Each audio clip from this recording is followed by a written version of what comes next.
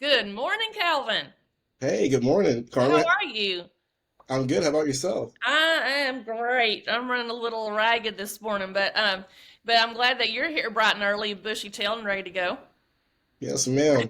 I appreciate this. This is going to be a lot of fun. I'm excited.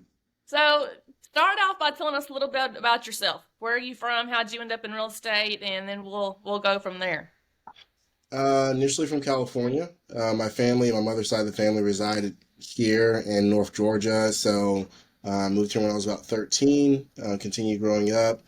Um, used to do IT work for Unum. I actually got my real estate license back in 2005, and not by choice, but got out of real estate in 2007. By the way, let me back up real quick. Mm-hmm. Um, Happily married for 11 years. I got 7 kids, ranging all the way from 2 to 21. Whoa, Um, so that is my that's a whole motivation to different keep interview, isn't it. it? Oh yeah. Let's just say I say 100% motivated to work every day. Um, so so yeah, I got into real estate 2005, got out in 2007, not by choice. It's just I didn't realize the complexity of real estate and didn't understand what it meant, what it took to be successful. And then in 2012, when we were moving, my wife found one of my old business cards and was like, "Hey, you should try real estate again." I was like, "Oh no, I don't think I was really good at it." So I did. Look, fortunately for me, I had one of those roles in IT where I could work remotely, and so I ended up joining a local firm here, and really started to educate myself. Really started to develop some discipline, some habits, like prospecting on a day-to-day basis. So I pretty much built my business off of for sale by owners. I got really good at that, and to this day, that's still a lot of my business. Very physical heavy. Um, I ended up leaving that company. Can't even remember what year it was, but um, ended up talking to some other people and starting a brokerage that is powered by EXP Realty. So it's no, let me go back a little bit. I'm sorry. I left my full time job at Unum in 2014, went full time. I put in a 30-day notice there, and started my team in 2015, and then ended up doing the brokerage thing in 2020 or 21. I can't remember which one it was. But we saw the benefits with joining EXP, with it being cloud based. Because that was something I learned early on, was that a lot of the stuff that I was learning was from out west.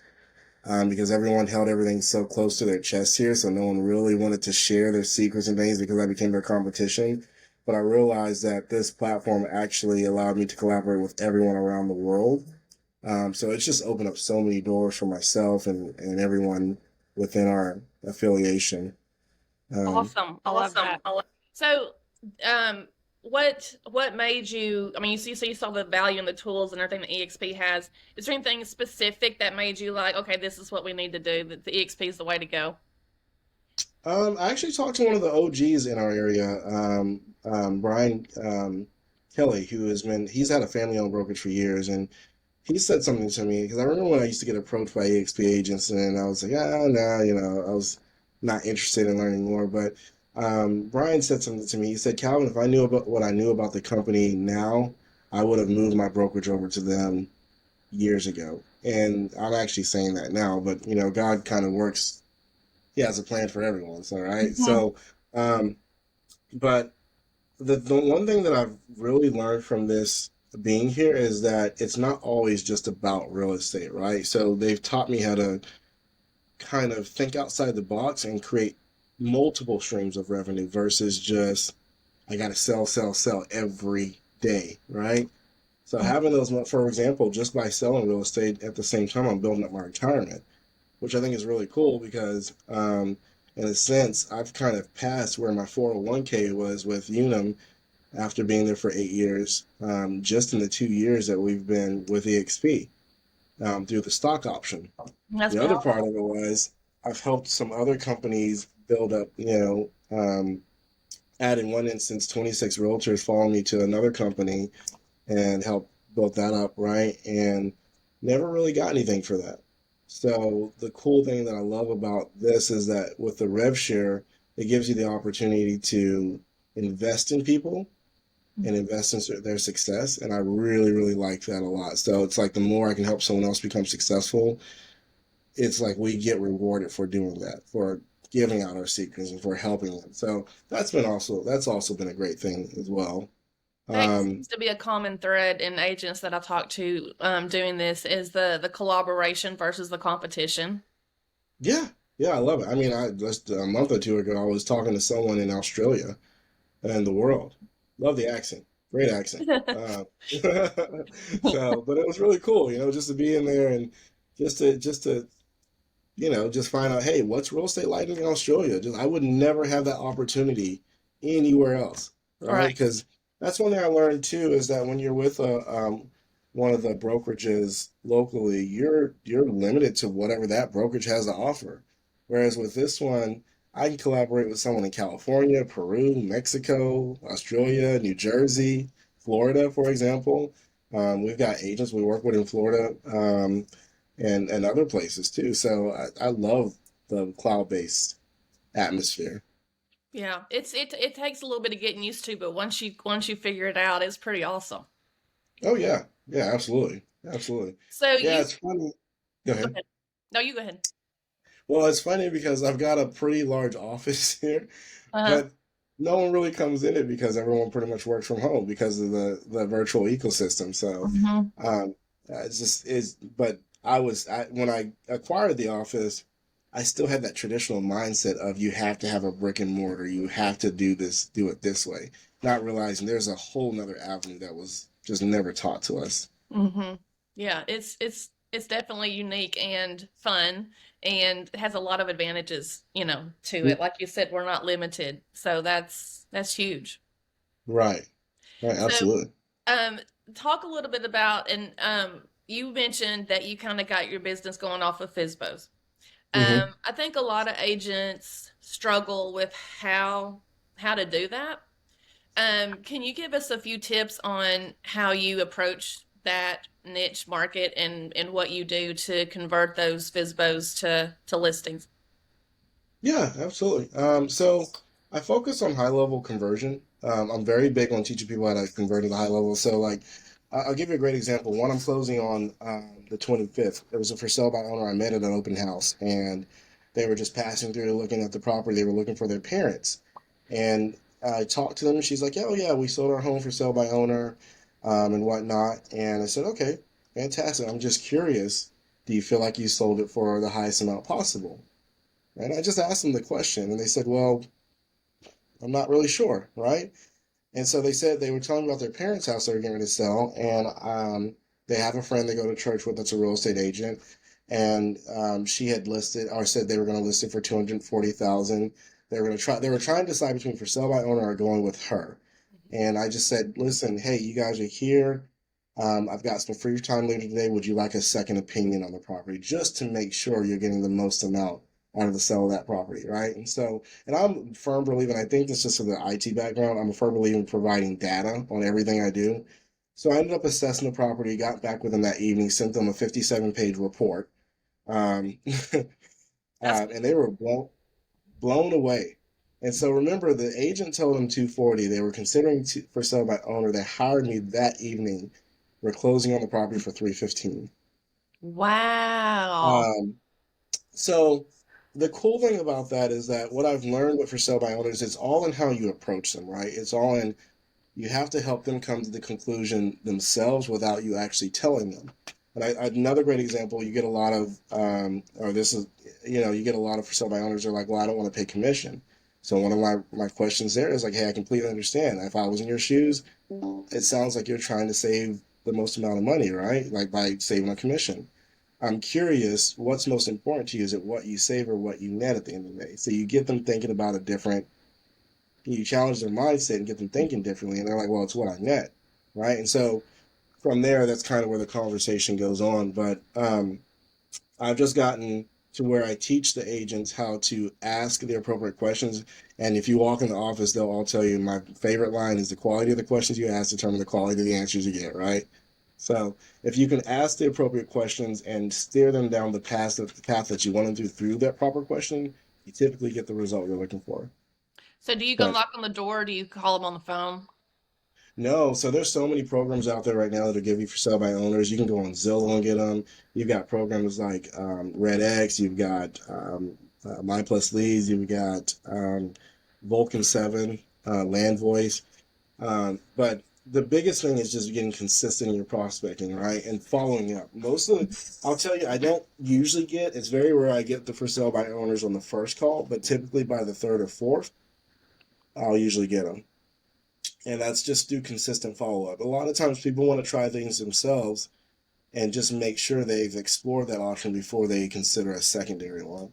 Mm-hmm. And it's not a matter of beating them up or challenging what they're doing. It's a matter of just being there as a resource for them when they're ready to make that transition. Yeah, I've often said that I did not make this up. I got it from somebody, and I can not give them credit because I don't know who it was. But the fortune's in the follow up, Mm-hmm. 100%. and And you that's know, where your system's going to place. Oh, go ahead. no, I was just going to say a lot of agents. I think, well, no, I called them. Well, how many times you call them? Well, I called them once. Okay. Right.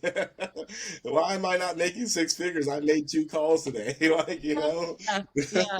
And I tell them, you call until they tell you to stop, or Right. until they're your client. Well, one of the two. Is that I've your gotten philosophy as well? absolutely. And again, it comes down to that's another thing. And I think this again carries over from the IT perspective, right? I figured out early on that agents can't do too many tasks at once, including myself.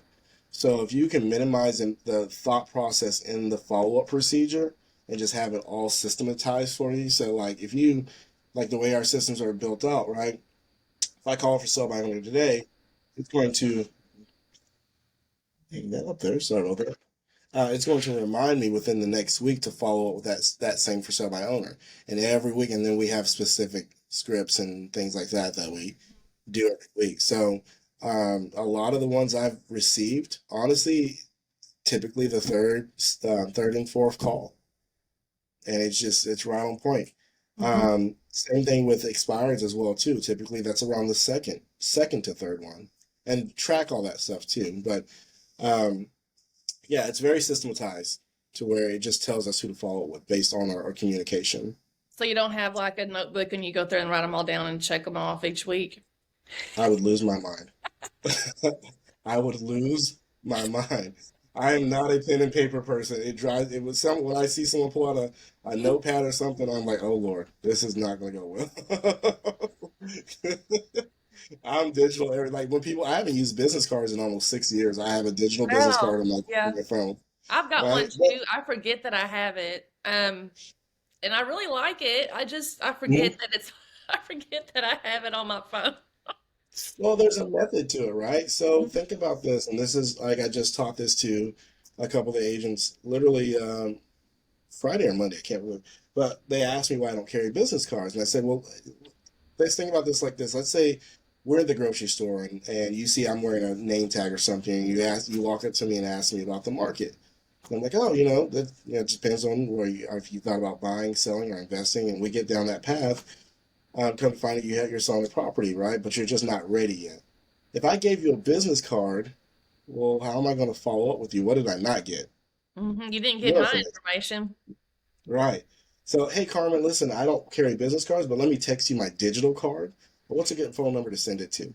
hmm Now, what did I just get? You got their phone number. Yeah, so now I have the ability to follow up with you hmm once a week, every 2 weeks, however often that's needed, to make sure that I stay top of mind when it's time for you to make that move when you're ready. Yeah, and I would argue too that digital business card is going to stay on their phone a lot longer than Hmm. a regular business card is going to stay on their wallet or whatever. They're probably going to throw that away when they get home or forget it's in their purse and lose it. I don't know Right. how many I've got in my wallet, and I don't ever go pull them out and look at them. I'm telling you, every time I clean my car out or empty my pockets or take clothes out of the dryers, there's business cards wadded up and stuff in it. Plus, the other benefit too is like if you ever change companies or anything, it's just a matter of going online and Just making a few editing. tweaks versus ordering. Yeah, so um, that's why I haven't used it in almost 6 years. Well, this is good. I like the turn that we've taken on this call. I think we've learned a lot from you so far today. Oh, thanks. Yeah, I appreciate So, this. I love doing these. so what else? Is there anything that you would want to tell struggling agents or maybe agents that are part time? Maybe they've got a regular job. When you switched from IT, did you make a full switch or did you start building your business while you still had a job? So I essentially started in 2012, and I did it again. I was able to do it remotely, right? So I was just in the office periodically, but I would go like to the training room at the brokerage and make calls there and stuff like that. But I just remember when I left when I left Unum, I had a little over $300 in my account, and so I was scared to death. Yeah. But I ended up making about 78,000 that remainder of that year. But I had the discipline in place. I was very consistent with my prospecting and follow up, and it's literally just 2 hours a day. But I was very consistent with prospecting on for sale by owners and expireds. And so that's really what took off. And then so I started attracting other people. And then the team just actually got started by accident. Is people were like, hey, we see you're doing really well. Like, we'd love to join you. And that's how the team got started. It was actually the funny thing, too. Um, the agent she was with me for 5.5 years. My best friend, kind of like a mother figure to me in some ways. But that was one of the first closings I had, and she got smart with me at the closing table. Because I didn't understand teams at the time, and I asked her, I said, "Why are you on a team?" She's like, "That's none of your business." And then Ooh. fast forward, we were in business together, and I didn't know anything about the teams, right? But she was amazing. I think she's retired now. She may or may not be, but um, yeah, that's how I got started. It was just I was gaining a lot of attention from the deals I was doing. Everyone was like, "Who is this person just up and coming?" And plus, when you fail at it the first time, you try not to do it again. Right. So, So if a new agent had a full-time job and they're trying to do real estate part-time, you would suggest that they do 2 hours in the evenings doing being consistent and committed to their prospecting, and that would help them get their business off the ground. so there's three things that I suggest. One, develop a business plan. You got to know what you're reaching towards, right? Second, go ahead and set your calendar up. If you work a full-time job, then that needs to be on your calendar. Your family time needs to be really your family time is supposed to be first. Your any vacations or classes or training or education. But if you're working time job, that actually needs to be first then. So full-time job, family time, vacation, and trainings, things that won't change, and then you build your work schedule around that, right? But you Mhm. always have that in front of you, especially when you're prospecting, so you know exactly when you're available for appointments, um, and that type of stuff. But if you can get consistent with that, man, you could knock it out of the park. And it's literally minimum of 2 hours a day prospecting. Two It's hours a day. statistically you cannot lose. I like that. That simplifies things. Yeah, it's people. I met with a lady yesterday who's about to get her license, and she's met with several people. So I broke down. We worked backwards on her goal. Her goal was 60,000. And I just kind of looked at it. I was like, that's kind of low. So let's jump it up. So we jumped it up to 150,000. We did it based on our market and Mhm. the average um, commission in our area. And so we ended up at 178,000 by the time we were done, closing two deals a month, and that was it. And Awesome. that was after all the expenses and everything. She's like, that is not hard. I was like, yeah, that's not the hard part. The hard part is the discipline and being consistent. Hmm. Discipline, consistent, calendar, 2 hours a day.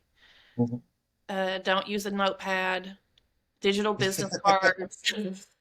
Yeah, because you It's don't want to. summarize, trying to summarize you. Yeah, because I mean, at the end of the day, so I see this happen a lot where agents come in, and I try to teach the ones around us not to do this, but they'll come in, they're shuffling through. Okay, who do I call? Who do I call? Who do I call? If you set your systems up properly, it's already there. So your first 15 minutes should be role playing, getting prepared, getting warmed up, right? And then by 8 o'clock, you should be on that phone dialing through your first list. Love it. Well, we're right at 20 minutes, and I do try to keep these about that time. But I could Yeah. talk to you for another hour or so, but I probably should probably wind it up for this morning. Is there anything that you want to leave us with? Any words of wisdom? Um, I figured this out a long time ago, and this is something, again, being with EXP, it's what you don't know that holds you back from success, right? Even if you're not ever looking to make a move or do something different, always be open-minded to being knowledgeable and learning more. Like I still look at other companies and stuff. Now, I have no intentions of ever leaving. I really love this place, but you always want to know what your options are and what's available. But I can't see anyone that has matched what this company has done. Yeah, this it's a good business model Yeah. for sure. Well, all right, Calvin. Well, I certainly appreciate you spending time with me on this rainy Thursday morning. Yes, ma'am. Absolutely. I appreciate the opportunity.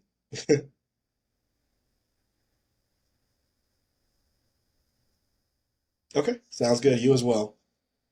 Thanks, Carmen.